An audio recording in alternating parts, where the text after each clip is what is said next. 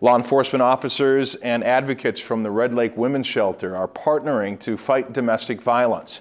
Our Jenny Day attended a workshop on the reservation today and shares with us how educating people about abuse is a large step forward in ending it.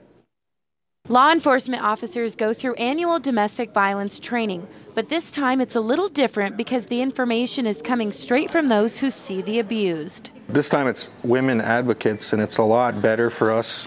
They have more information for us to learn. Abuse affects the whole tribe. It doesn't just affect the family, the woman and her children. It affects everybody. It's the Ikwe-Wigami Red Lake Women's Shelter that's sponsoring the workshop for the Department of Public Safety so that officers have a better understanding of what to look for when responding to calls. You look and see if they're scared, the surrounding of the home, how the male's acting, the kids, bruises, marks, anything that could be domestic violence. Lyons says most of the calls are domestic violence related, so the workshop informed officers about the resources that are available so they can recommend programs to a victim that needs to get out of a dangerous situation. In a 12-month period, we provide services at the shelter for 350 women and children at the least.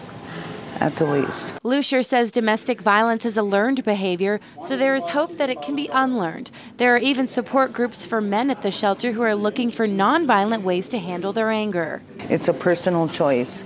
You choose to be abusive or you choose not to be abusive. Ron Teal was a speaker at the workshop. He's a captain from the Delaware County Sheriff's Department in Oklahoma. He travels around the country to talk about domestic violence. We're bringing more light to those and being able to bring better protection for those victims and hold perpetrators accountable for what they've done to people. Many see hope in this joint effort because it may be the step in the right direction to break the cycle. Jenny Day, Lakeland News. The Women's Shelter is located off Highway 1 in Red Lake.